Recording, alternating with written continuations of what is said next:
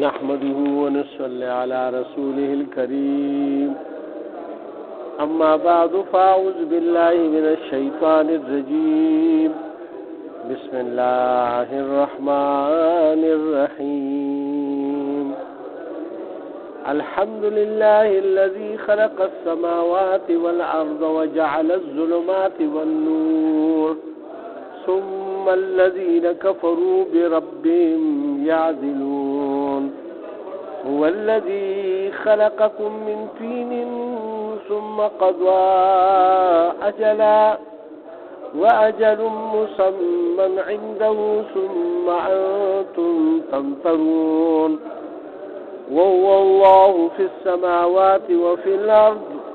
يعلم سركم وجهركم ويعلم ما تكسبون وما تأتيهم من آية من آيات ربهم إلا كانوا عنها معرضين صدق الله العظيم. نند الله پاک په فضل و کرم سره سورہ الانعام شروع کیږي. دا اومه سپاره کې دی او دې کې په لومړي رکوع کې د الله وحدانیت بیان شوی دی او الله سبحانه وتعالی د خپل خلقت یعنی د ځمکو د اسمانونو د رڼاګانو او د تیارو او د هر څه ذکر پدې کې کړی. تفصیل سره الله سبحانه وتعالی چې کوم څیزونه پیدا کړي دا غي بیان دی. بسم الله الرحمن الرحیم شروع کوم په نوم د الله چې ډېر زیات مهربان او ډېر زیات رحم کوونکی دی. الحمدلله الذي طول تعریفونه د هغه ذات د پاره دي خلق السماوات چې الله دې خلق السماوات والارض او پیدا کړی دي اسمانونه او ځمکې وجعل الظلمات والنور او ګرځولي دي تیری او رڼاګانې ثم الذين كفروا او بیا دا خلق چې کوم دي چې کوم کافران دي بربهم يعدلون هغه رب پر سره یعنی الله سره همسر جوړاوي یعنی الله سره بوتان برابر کړی دي. یہ نور د الله کوم مخلوقات چې الله پیدا کړی دي هغه الله سره برابر وي. دې کې هر چیز طرف ته اشاره راکوم چې د الله نه ما سوا څوک هم د عبادت کوي هغه ټول چیزونه پدې کې راغلي. نو الله سبحانه وتعالی اول خپل تعریف فرمایلی دی ځکه چې تعریف لایق صرف او صرف د الله ذات دی چې داغه تعریف وشي. ولی په نورو چیزونو کې که هغې تعریف وشي نو هغې کې کمی کوتاهی وي او الله سبحانه وتعالی د دې چیزونو نه پاک دی. نو صحیح تعریف لایق الله سبحانه وتعالی دی چې تمام کائنات او مخلوقاتو یعنی هغه پیدا کوونکی دی هغې له رزق ورکوونکی دی هغې ساتونکی دی حفاظت کوونکی دی یعنی هر قسم دغه چې کوم دی نو الله سبحانه وتعالی کوي. نو الله پاک د ټول د حمد و ثنا نه پس د ټول نه مخکې د اسمانونو د ځمکې ذکر وفرمایلو چې دا الله پیدا کړي دي او بیا د هغې نه پس الله پاک د تیارو او د رڼاګانو ذکر وفرمایلو. تیارې ذکر یې الله پاک مخکې فرمایلی دی او د رڼا ذکر وروسته فرمایلی دی.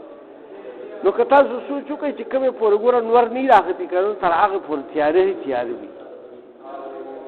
یا که په تیاره کې تاسو چرته یو شمع بله کوي یا یو تیلې ووهئ نو هغه ځای کې صرف رڼا شي نور ټوله تیاري. نو د رڼا جوړولو دپاره د زیات استطاعت او د دغه ضرورت دي ځکه چې د تیاره راوستو دپاره چې کوم دی نو ضرورت نشته یعنې څه د فورس ضرورت نشته. فورس مطلب دا دی چې هغې دپاره د قوت طاقت ضرورت نشته بس رڼا ختمه که په خپله به تیاره راشي او چې رڼا راولي نو د هغې لپاره به قوت طاقت استعمالوي. اوس لکه مثال بجلي ده د بجلۍ لپاره څومره به انتظامات شوي دي چې ډیمونه جوړ شوي دي او بیا د ډیمونو نه بیا د ټرانسفارمرو او د تارونو په ذریعه سره بیا چې کوم دی نو گریډ سټیشن جوړی شوی او گریډ سټیشنونه بیا وړې گریډ سټیشن کلو په حساب باندې او د شهرونو په حساب باندې جوړی شوی دي. او بیا هغه ته بجلی ترسیل کیږي خپل کورونو ته دکانونو ته بازارونو ته او یو قابل خوا او دا به تدریج دا غزا ناراضي دا دومره مهنت او مشقت د سره پاره درانه ده پاره چې د شپې مونږ ته رڼا وي او اوس خو په بجلی باندې نور ډیر مشینان او سیزونه چلیږي نو لہذا دا ټول سیزونه چې کوم دي دا د د رڼا سره د بجلی سره چې کوم دی تعلق ساتي او اوس الله سبحانه وتعالی انسان له عقل او فکر څومره ورکو چې دغه رڼا د ورځې په بیټریانو کې سیو کی یعنی محفوظه کی او د شپې په بیا ځان ته بلکونه بلای یعنی که هغه سره کنیکشن نه وي د انور رڼا چې کوم دی هغه د شیشو په ذریعہ سره هغه په بیټرو کې محفوظه کی او دغه بیټریان بیا چارج هغه بلب تور کی او هغه چې کوم دی ټول شپه ته بیا بلب بلای چې ډي سي لایټس ورته ویل شي او کوم چې زمونږ د عام بجلی دا اے سی بجلی دا او کوم چې د بیټرو روزي دا ډي سي بجلی دا ایته ډي سي ویل شي اوس الله سبحانه وتعالی فرمایي چې الله پاک تیری پیدا کی بیا رڼاګانې پیدا کی او خو دا ټول ارس الله پیدا کړی دي بیا هم دا خلق چې یعنی کافران چې کوم دي الله پاک سره چې کوم دی نو هغه څه چل کوي هغه الله سبحانه وتعالی سره دا بوتان برابر کړي چا فرشتي برابر کړي چا نبیان برابر کړي او د الله نه ما سیوا د نور سيزونو عبادت کوي دلته کې الله پاک اوس فرمایي هو الذي الله پاک هغه ذات دی خلقکم چې تاسو هم پیدا کړی دا سيزونه هم پیدا کړی اسمانونه ځمکې هم پیدا کړی دي رڼاګانې او تیری هم پیدا کړی دي خو بیا د هغې نه علاوه تاسو یې هم پیدا کړی دا کائنات الله اول جوړ کړی انسان د پاره الله پاک اول بندوبست وکړو چې د ته پاره به څه ضرورت پدې او څه بدله پکاري پدې ځمکه کې چې دې راځي چې د تکلیف نشي د ماده بنده ته الله چې انسان پیدا کولو د هغې مخ کې په ځمکه کې ټول هر څه پیدا کړ د دې ضرورت سيزونه او به پکې پیدا کی د زړه لپاره ونی بوټي پیدا کړ د زړه لپاره میوه پیدا کړ د زړه لپاره فصلونه پیدا کړ د زړه لپاره حیوانات پیدا کړ چې د خوراک ذریعہ به جوړیږي چې او د زړه لپاره اکسیجن چې کوم موږ ساه اخلو پاغي باندې چې ټول نه ضروري شی دی په 1 نمبر باندې اکسیجن دی هوا چې کوم موږ ورته وایو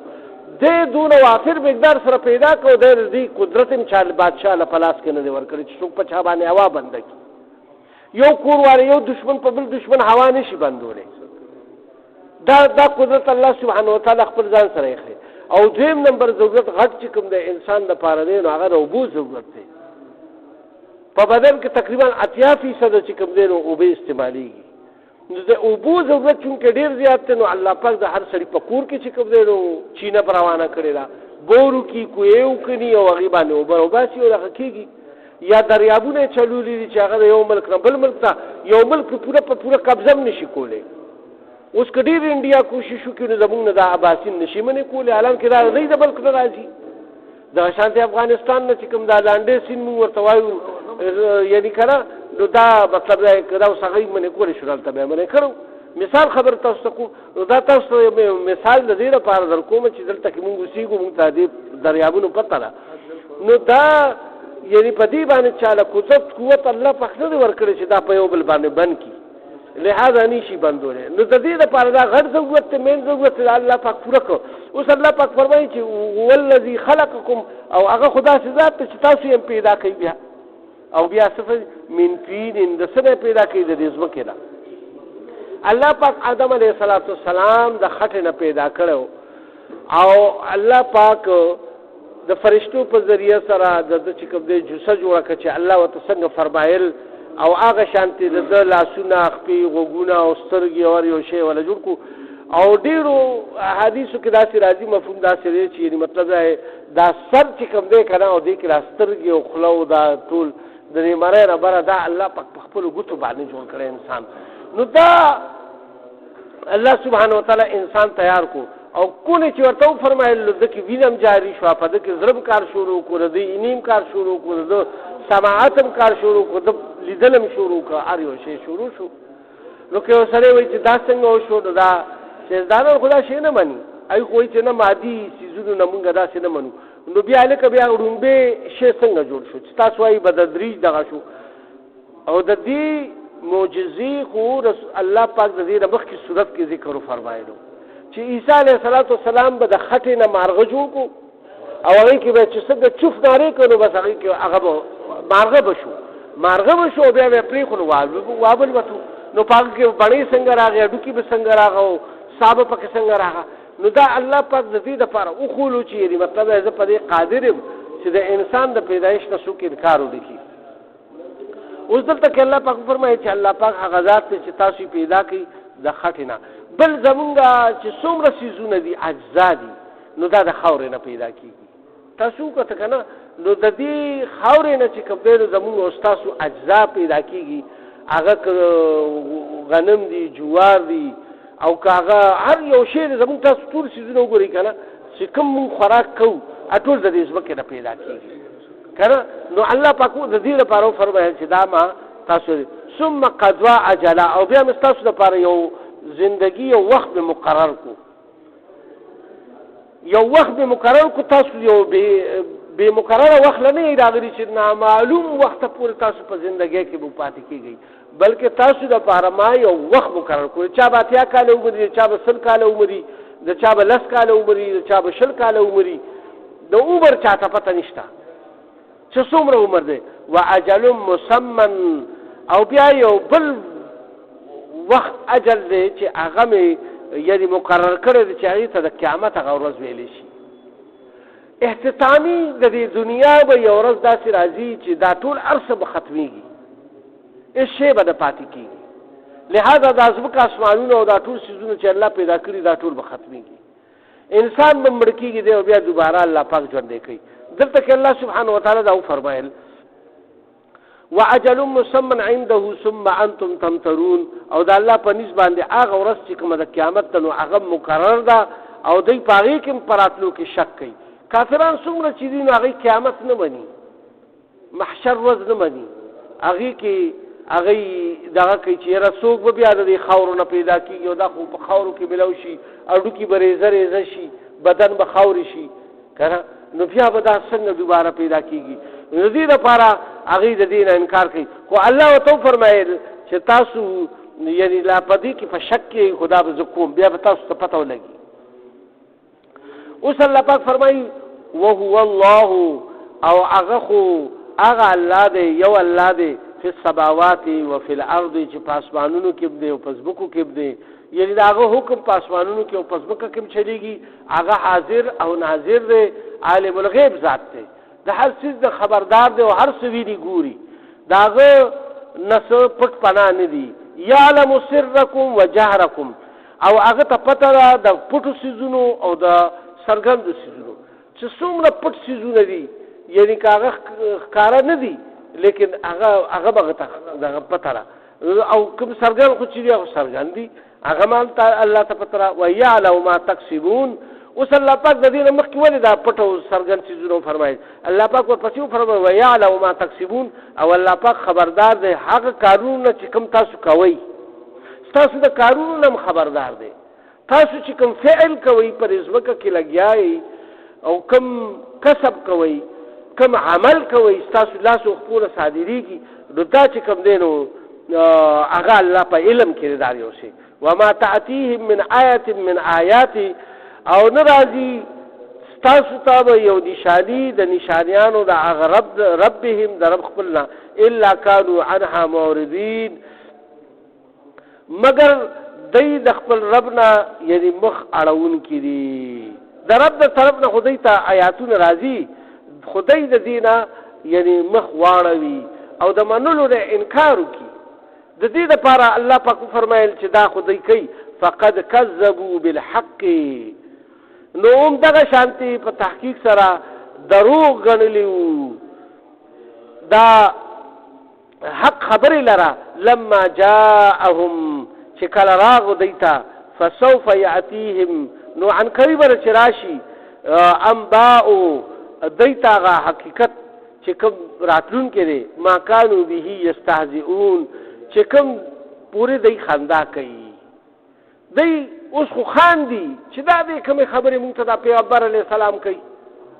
پیغمبر علیه السلام مونږ ته وایي چې قیامت به راځي بیا به ژوندي کېږو بیا به دغه کېږو. ته وګوره یاره بس قبرونو کې ختم شو په خاورو کې میلاو شو دوی به بیا څنګه ژوندي کېږي. نو الله پاک وایي دا لوبې ټوکې خو دوی کوي خو الله پاک به بیا دوی ته وښیي. الم یرو کم اهلکنا دوی نه ګوري چې څومره مونږه هلاک کړل من قبلهم د دوی نه مخکې من قرن یعنې د هغه قرنونه د لسو کالو د والې تر سلو کالو پورې چې کوم دی نو دا یو قرن دی. او رسول الله صلی الله علیه وسلم چې کوم زیاتره احادیث کوم په دې باندې ثابت دي نو هغوی وایي چې تقریبا 100 کاله پس یو قرن بدلیږي یو زمانه بدلیږي. که تاسو سوچ وکئ که نه زمونږ پلاران نیکیان تقریبا 100 کاله پس بیا څوک موجود نی چېرته شاذ و نادر په دنیا کې لس اته کسان که چېرته موجود وي خدایي غریبانانو یاداشت هم کار نه کوي د هغوی صحت هم کار نه کوي هېڅ کار نه کوي که نه. دلته کې الله پاک دا فرمایي چې د دوی نه مخکې څومره خلک تېر شوي دي په زمانه کې مکناهم چې هغوی اوسېده په دې ځمکه کې او دوی هغوی له مونږه مسکن ورکړی او دوی ته کې اوسېده فی الارض په دې ځمکه کې ما لم نمکن لکم داسې اقتدار مو ورکړی دومره زور او جبر مو ورکړی قوت طاقت مو ورکړی چې هغه تاسو له مو نه دی درکړی هغه عمره قوت طاقت. ولې چې هادیان سمودیان څومره غټ غټ جوسي او دغه طاقتور خلک هغه الله پاک چې کوم دی نو دلته پیدا کړو او هغوی له کومې بادشاهۍ چې ورکړې وي نو هغوی یعنې الله پاک دا فنا کړ.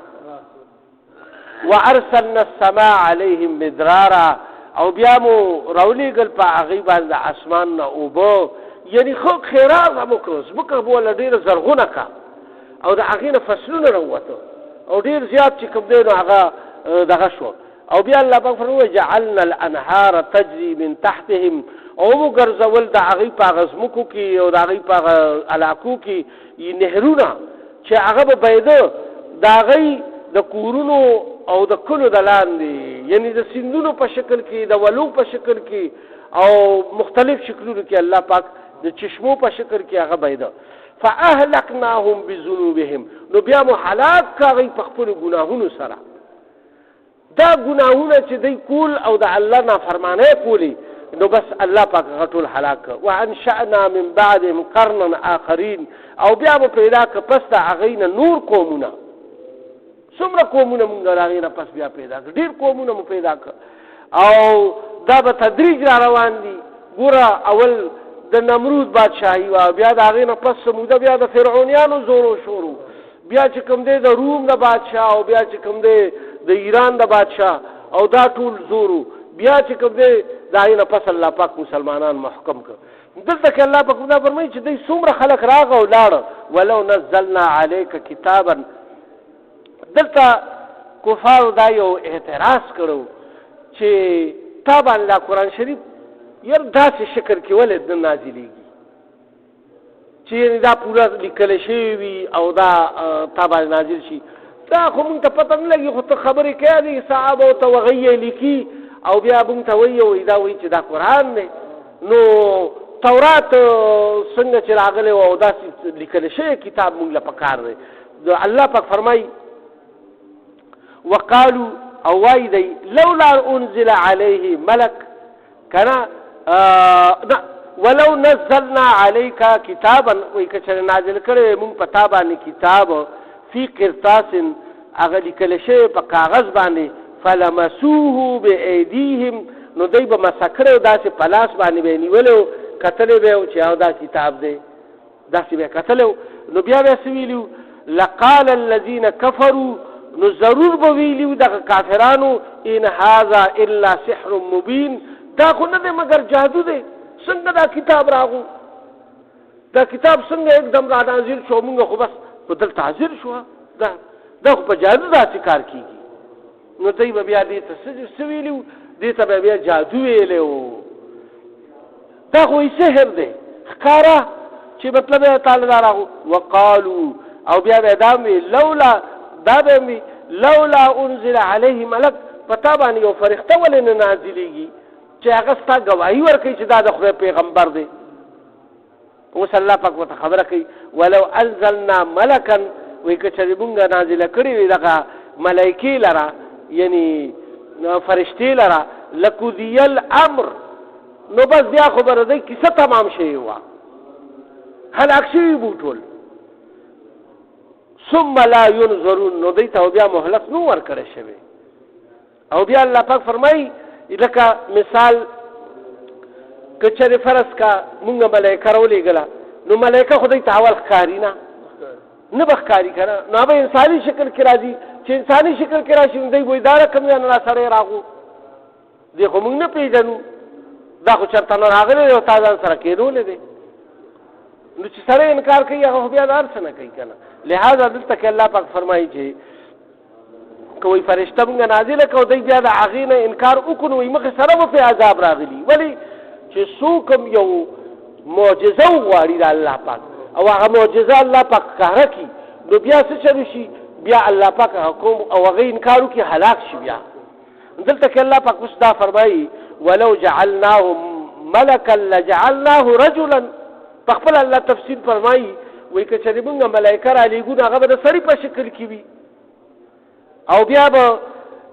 لجعلناه رجلا هغه به سړی وي وللبسنا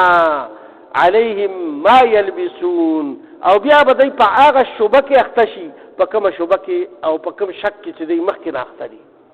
کوم شک شوبه کې چې دی مخکې نه اخته دي همدغه شک شوبه کې به بیا هم دی اخته ولقد استهزئ برسل من قبلك او په تحقیق سره یعنی خندا او مذاق کړو نور مخکینو رسولانو سره من قبلك استانه مخکې ای پیغمبر علیه الصلاة والسلام فحاق بالذین سخروا نو مسلط کو مونږ په خلکو باندې چې مذاق کړو منهم د هغوی نه چې چا مذاق کړو رسولانو سره ما کانوا به یستهزئون نو هغوی هغه مذاق چې کړو نو الله پاک څه چلو کو هغوی هلاک کټول د هغوی ګیراو الله پاک کو په مختلف بیمارو سره آفتونو سره او په مختلف عذابونو سره الله پاک هغه ټول هلاک کړ لہذا اے پیغمبر علیه الصلاۃ والسلام تاسو چې کوم دی نو خفه کېږئ ما او د الله سبحانه وتعالی چې کوم دی نو حکم ته دغه شئ تاسو دعوت خپل چلوئ دعوت چلاؤ اور فکر کسی کی نہ کرو کہ یہ مانیں گے کہ نہیں مانیں گے اللہ سبحانه وتعالی دې مونږ ټول په دې باندې د عمل توفیق راکړي یا الله زمونږ په حال باندې رحم کرم وکړي مونږ سره رحم کرم والا معامله په دنیا او په آخرت کې داسې کارونه روانوالي چې ستاسو د رضا او د لقا او د قرب سبب جوړ شي یا الله په مونږ کې په کورونو هسپتالونو کې څومره بیماران شفایاب کړي څومره قرضداران د قرضونو نه اخلاص کړي د چا څه شرعي حاجتونه دي الله تا ته معلوم دي خپل غیبي خزانونه ورته پوره کړي د حق والو د رزق فراح سبب د ټول مؤمنانو مسلمانانو په خپل کور کړي وطن باندې وکړي یا الله ټول عالم مسلمانانو باندې رحم وکړي او یا الله د ټول په خپلو کې مینه محبت پیدا کړي او څوک په څه قسم مصیبتونو کې دغه مصیبتونه آفتونه ته لرې کړي په دې کې زموږ نه څه کمې زیاتې شي د هغې مغفرت وکړي په آخر کې به دا عظیم شانه کلمه نصیب کړي چې لا اله الا الله محمد رسول الله